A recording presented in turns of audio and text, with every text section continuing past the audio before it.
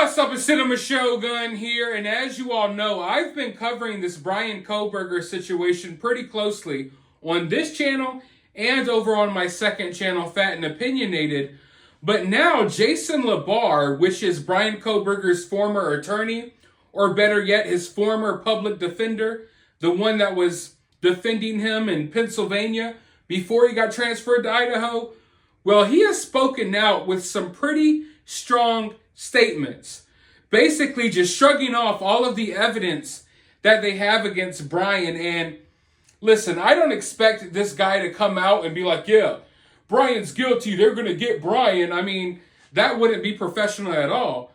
But then again, I didn't expect him to come out basically shooting down a lot of the evidence that the prosecutors have against Bryan.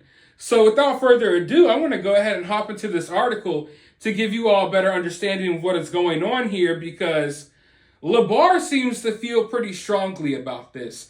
And I find it so weird that Bryan had the privilege of having two public defenders that seemed really ready and willing to go to bat for him. So let's just go ahead and see what's going on. University of Idaho suspect Bryan Kohberger's ex-attorney said while there is strong circumstantial evidence against him, viewed individually, it could be easily attacked in court. Chief Public Defender of Monroe County, Pennsylvania, Jason LaBar, was court-appointed to Kohberger before the alleged unaliver was extradited to Idaho and hired a private attorney. I don't believe he hired a private attorney. I think in Idaho,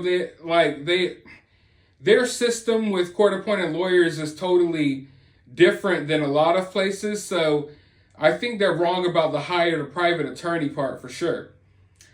Speaking to Law and Crime Sidebar podcast host Anjanette Levy, LaBar eviscerated the probable cause affidavit, explaining that the evidence is not clear-cut. The Pennsylvania public defender's comments on the knife sheath, which was found next to one of the victims featuring Kohberger's DNA on the bottom snap, was shrugged off by LaBar as touch DNA or transfer DNA, which would mean that it could remain on the sheath for an indefinite period of time if undisturbed, he explained.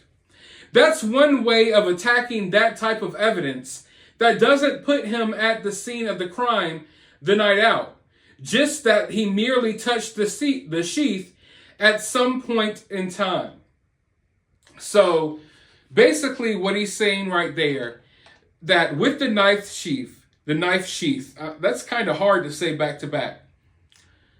With the DNA that was found on that, he's basically saying that they will say that DNA could have been from whenever.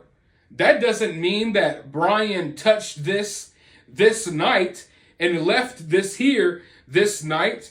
They could have gotten that from anywhere. Bryan lives 10 miles down the road. Maybe Bryan touched this in a store or something like that. So that's how they're going to try to attack that evidence. But let's go ahead and hop back in. LaBar said there is no other direct evidence linking Kohberger to the fatal unalivings of the college students.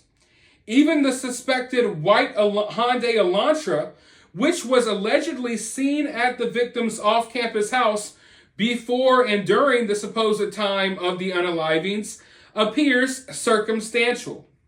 LaBar explains that police went off cell phone pings rather than GPS coordinates. If it was GPS location coordinates, you're talking down to a meter as to where Bryan was at the time of these crimes, he said. Whereas a cell phone tower ping is that you're within a radius of that tower up to 20 miles. Obviously, Mr. Kohberger lived within 10 miles of the University of Idaho house where these crimes were committed, so certainly he could ping at any moment in time near the actual crime. The fact that one of the surviving roommates, Dylan Mortensen, is reported to have spotted Kohberger in the house the night of the unalivings is something LeBar believes can be contested. I don't believe hearsay is admissible in Idaho under the rules, LeBar said. Cross-examination of her is going to be key in the case to possibly get even more holes as far as the identification is concerned. LeBar said he spoke with Kohberger over the course of the 5 days that he had been his attorney for about 4 hours in total and described him as engaged. During that time, Kohberger told LeBar that he believed he would be exonerated once he was transferred to Idaho. He was aware of what plans I had, and he was good with anything and everything that I laid out for him, including the statement. The statement of him being exonerated implicitly meant that he was innocent of the crimes. He used the word exonerated himself. However, we're just in the infancy of this case. More evidence is expected after the preliminary hearing, and while he's no longer representing Kohberger and has no plans to communicate with him, LeBar said that he will be following the case and viewing everything objectively.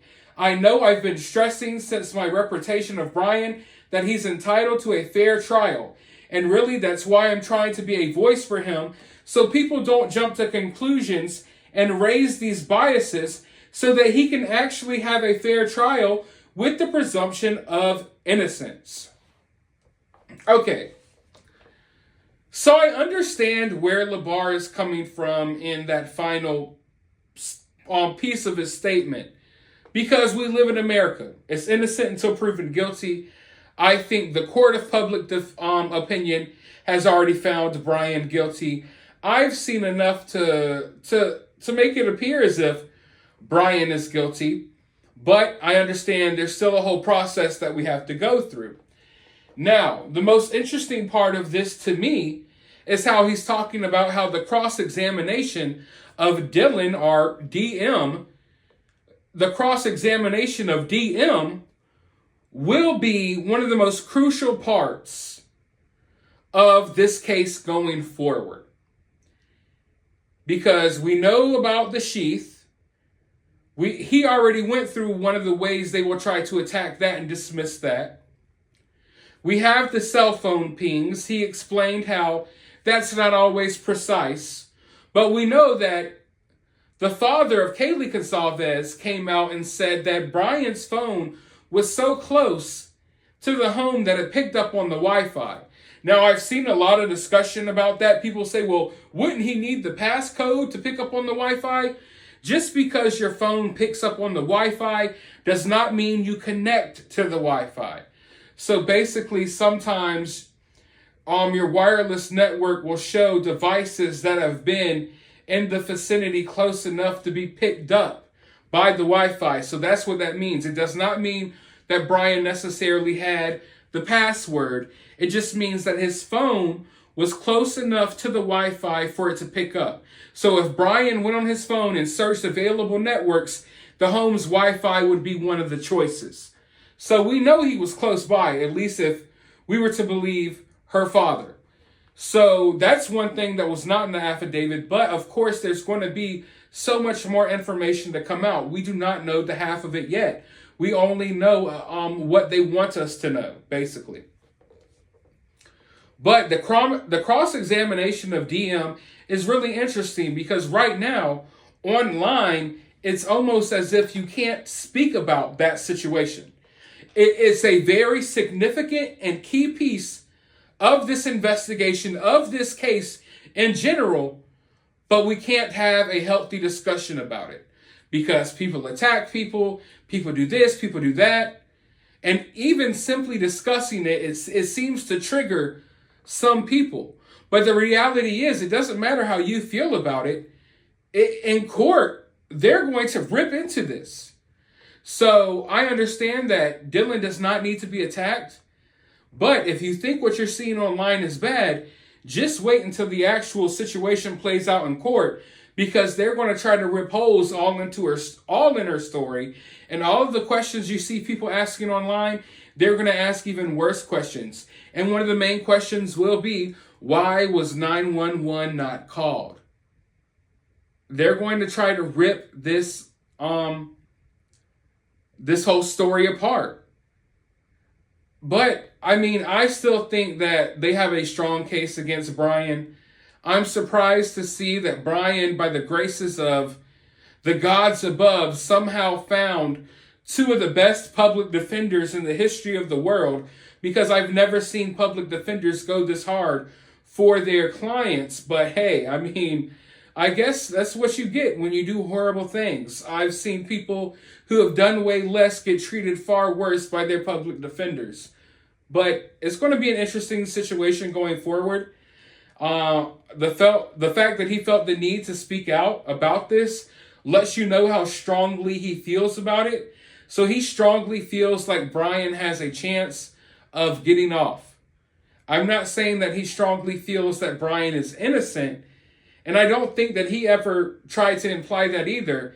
He's just saying, with the evidence that we know of right now, that that's not necessarily a solid enough case to find Bryan guilty, but we will see going forward.